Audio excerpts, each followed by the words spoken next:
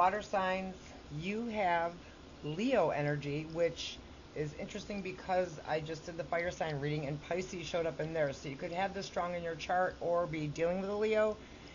And you have the planet Jupiter. And I use these, I rolled the dice to get these cards. Jupiter is thought of as a fair and just protector. He's a ruler. Okay. Jupiter is associated with the Roman god Jupiter, ruler of heaven and earth. Thought of as a fair and just protector. Jupiter is often thought of as a planet of luck and expansion. The desire to understand the bigger picture, to prosper, and to experience joy are a big part of Jupiter's influence. Optimism, faith, and spirituality play roles in these issues. I got this inner child deck. I'm pretty excited about that. I'm going to read that because, well, let's do the element first. All right, so you got conflict. This is one of my favorite stones. It's pretty cool, actually. You can see it. Anyways, so this is your base, solar plexus, and your crown chakra. Your base is I have, excuse me. Your solar plexus is I can, and your crown chakra is I know. This is a sign that there is currently a conflict within your world. Conflict can be a huge catalyst for change and growth, and it can work as a positive energy in your life, allowing light to be shed on situations that will bring much healing and transformation. Conflict is a natural part of life and highlights moments that may require more awareness. The Daves of Stibnite encourage you to see this card as a beacon of light shining on something that requires a little more love and attention. Inhale their love and take a step back to observe your situation from a higher perspective. What are you contributing to the situation? How and why are you entangled? If there's a lesson, is there a lesson for this? All right, let's try that again. Is there a lesson in this for you? Take responsibility for your role in the conflict and detach yourself from the drama. You may need to distance yourself from the situation while you replenish your energy and get a fresh perspective.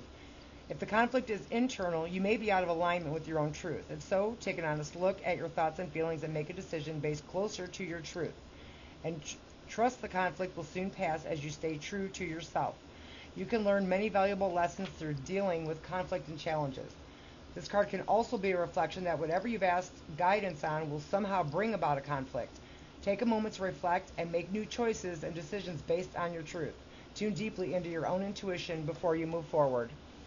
And then we have the inner child. You have write a letter. Write a letter to your inner child. You guys can see that? I don't know, it's hard with that glare. All right. So in this book, they have suggestions for an awareness exercise and journaling. So some of you may even want to start keeping a journal.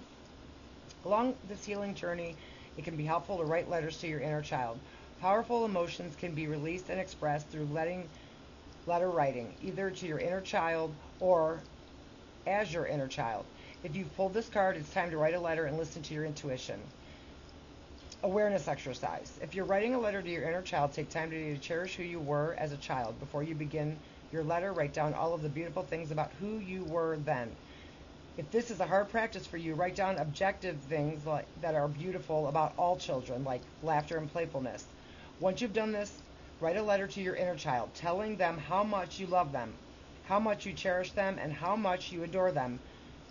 If there are specific things that your inner child needs to hear, like that they are worthy or special or forgiven, now is the time to tell them so. It's almost bringing tears in my eyes. Water signs. If you're writing a letter as your inner child, take time to remember what it felt like to be a child. Reflect on your memories you have and give your inner child the permission they need to speak. Once you're ready, write down what needs to come forth. There may be certain people that your inner child wishes to write to, including your present self. It is good to practice non-judgment and acceptance as your inner child speaks. There might be surprising and unwanted statements that come up through this process, but know that these statements are in no way a reflection of your worth or the worth of others in your life. This is just the process of healing. Once you finish writing the letter, it can be quite cathartic, particularly if your letter included heavy or sad elements. Then burn it in a releasing ritual. To practice the releasing ritual, first set your intention to let go of what once was and invite love and forgiveness in. Then burn your letter. Be sure to only burn paper and to do so safely. Sorry guys. You can also place your letter in a sacred or secret place for keeping. A responsive journaling prompt would be, how does your inner child feel after receiving or writing this letter? Do they feel seen or known? All right, water signs, take care. Thank you for watching. The dailies are on my YouTube. I will talk to you soon.